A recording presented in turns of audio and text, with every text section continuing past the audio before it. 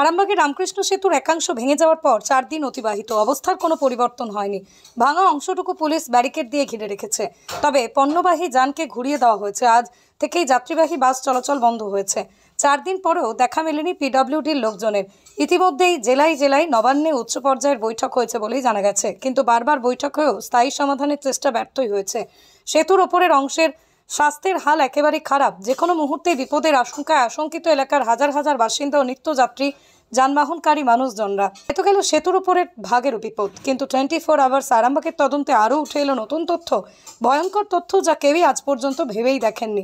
ইঞ্জিনিয়াররা কি করছেন, কি করছে পুরসভা, ভূবিদ ও পরিবেশবিদদের সাথে কথা বলে উঠে এলো ভয়ঙ্কর তথ্য। তাদের ভাষায় জানা গেল যে পুরসভা থেকে গোটা পুরো এলাকায় 19টি ওয়ার্ডের নোংরা দূষিত পদার্থ, আবর্জনা, পচনশীল অপচনশীল পদার্থ ফেলা হচ্ছে একেবারে নদী গর্ভে। বড় বড় পিলারের তলায় তা জমা হয়ে দুর্গন্ধ ছড়াচ্ছে। সেই সব দূষিত পদার্থ থেকে মিথেন গ্যাসের সৃষ্টি, তা সেতুর নিচের অংশের ক্ষতি করতে পারে। এছাড়াও এই পদার্থের জন্য গোটা এলাকায় বড় বড় হাজার হাজার ইঁদুর, ছুঁচো, শেয়াল, শুয়োরের উপদ্রব বেড়েছে। সেখানেও বসবাস শুরু করছে বন্যপ্রাণীরা। তাতে করে সেতুর পিলারের নিচের অংশ আলগা হয়ে যাবে। তার যে অংশ পাইলিং করা, সেই পাইলিংয়ের অংশ ক্রমশই একেবারে অপলকা হয়ে যাবে। এর উপর আছে জলের স্রোতের ধাক্কা। সব মিলিয়ে যে কোনো মুহূর্তেই কিন্তু পিলারগুলো বসে যেতে পারে। তাতে কিন্তু গোটা সেতুই হুড়মুড়িয়ে ভেঙে পড়বে। যে কোনো মুহূর্তেই বসে যেতে পারে সেতুটি। সেতুর নিচে নদীগর্ভে ডাম্পিং গ্রাউন্ড করা হলো। দিনের পর দিন, মাসের পর মাস, বছরের পর বছর পৌরসভার জৈব অজৈব সমস্ত কিছু পদার্থ সেখানে পড়ছে, আর যার ফলে বিপদ আসন্ন। অবিলম্বে ডাম্পিং গ্রাউন্ড অন্যত্র নিয়ে যাক পুরসভা, তা না হলে বিপদ আসন্ন। আরামবাগ হাইস্কুলের শিক্ষক তথা পরিবেশবিদ ভবানী প্রসাদ দাসেরও একই অভিমত। তিনি তো সরাসরি পুরসভার দিকেই দায় ঠেলেছেন। তিনি বলেন, পুরসভা কি জানে না যে এইসব বিষাক্ত নোংরা পদার্থগুলো কি ক্ষতি করতে পারে সেতুর পিলারগুলোর? এইভাবে কি নদীগর্ভে ডাম্পিং গ্রাউন্ড করা উচিত? শুধুই কি পিলারের ক্ষতি হবে? সেতু বাঁচাতে ডাম্পিং গ্রাউন্ড সরানো অবিলম্বে দরকার। তা না হলে চুপিসারে বিপদ হয়েই যাচ্ছে, যা অগ্নুৎপাতের মতো হঠাৎই একদিন ভয়ঙ্কর বিপদের রূপ নেবে। 24 আওয়ার্স আরামবাগের রিপোর্ট। আরামবাগে এটা 1965 সালের তৈরি, যার ফলে এটা তো অনেক বছরের পুরনো সেতু। এবং এই সেতু যে দিন কতক আগেই দেখা গেছে সেতুর একটা রেলিং ভেঙে পড়ে গেছে, তার জন্য এখন যানবাহন চলাচলও খুব অসুবিধা হচ্ছে। পূর্ত দপ্তর ইঞ্জিনিয়ার ডিপার্টমেন্ট থেকেও এখানে এই সেতুতে যানবাহন চলাচল কতগুলো নিষেধাজ্ঞা জারি করা হয়েছে। কিন্তু এক্ষেত্রে আমরা আরও কয়েকটা জিনিস লক্ষ্য করছি, যে সেতুর পাশে কিছু পৌরসভার যে আবর্জনা ফেলা হয়, ডাম্পিং গ্রাউন্ড আছে।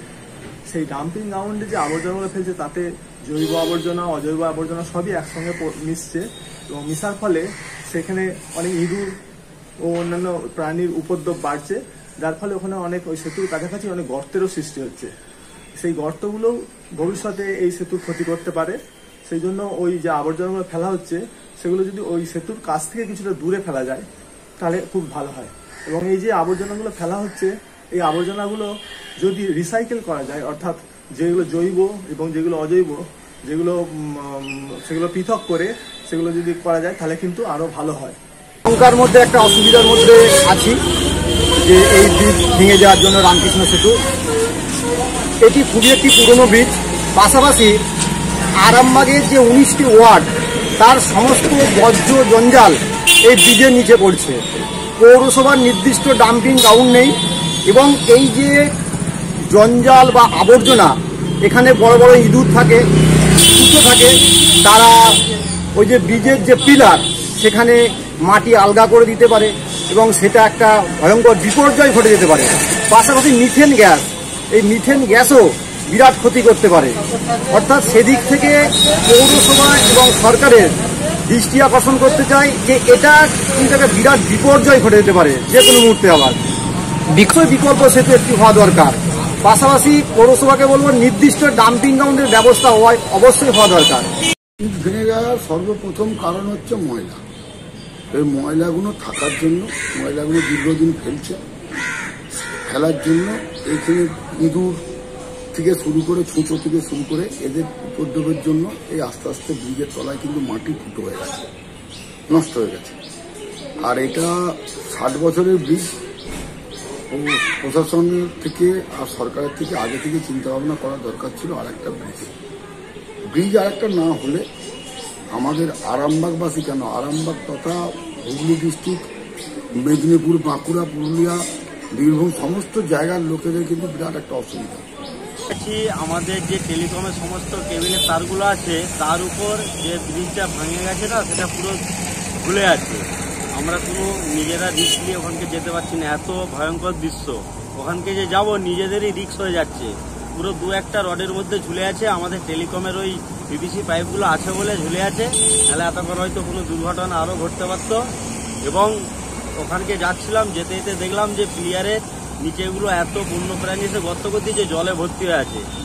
কিছুদিন বাদে হয়তো শুনবেন যে 2টো প্লেয়ারও ধসে গেছে, তখন দেখবেন আরও মারাত্মক ভয়ানক একটা ঘটনা হতে পারে। হ্যাঁ, তার জন্য তো ডাম্পিং। এখানে তো একদম পৌরসভা এমন করে ফেলেছে, আরামবাগ পৌরসভা পুরো এখানকে ডাম্পিং আবর্জনা ফেলে একদম এটাকে শেষ করে দিয়েছে আরামবাগ। সন্তানের পরে মন বসছে না, প্রচুর পরিশ্রম করেও আপনি আশানুরূপ পারিশ্রমিক পাচ্ছেন না, যার ফলে আর্থিক সংকট আপনার জীবনে দুঃখ এবং চাপের ছায়া ফেলেছে। দিনার ভারে জর্জরিত স্বামী স্ত্রীর মধ্যে প্রতিনিয়ত ভুল বোঝাবুঝি বেড়েই চলেছে। নতুন বাড়ি কিনেছেন, কিন্তু সেই স্বপ্নের বাড়িটা যেন আরো দুর্ভোগ নিয়ে এসছে আপনার জীবনে। আপনি ভাবছেন সস্তায় পাওয়া বাড়িটা নেওয়াটাই কি সঠিক সিদ্ধান্ত ছিল? এমনই সব দ্বিধাদ্বন্দ্ব এবং জীবনের কঠিন মুহূর্তে আপনাকে সঠিক পথে পরিচালিত করবেন আন্তর্জাতিক খ্যাতিসম্পন্ন স্বর্ণপদক ও স্বর্ণ মুকুটপ্রাপ্ত ডক্টর অজয় শাস্ত্রী। তিনি শুধু আপনাকে পথই দেখাবেন না, আপনার জীবনে সত্যিকারের সুখ, শান্তি, ঐশ্বর্য, অর্থ যেন সঠিক সময় আপনার কাছে পৌঁছে দেয় সেই দায়িত্বও নেবেন। তার অভিজ্ঞতা এবং জ্ঞানের আলোতে আপনার জীবন হয়ে উঠতে পারে নিরুদ্বেগ ও সমৃদ্ধির পথে ধাবমান। তাই আর দেরি নয়, স্ক্রিনে দেওয়া নাম্বারে এখনই ফোন করে ডক্টর অজয় শাস্ত্রীর সাথে যোগাযোগ করুন। কে জানেন, হয়তো একটিমাত্র ফোনই আপনার জীবনকে বদলে দিতে পারে।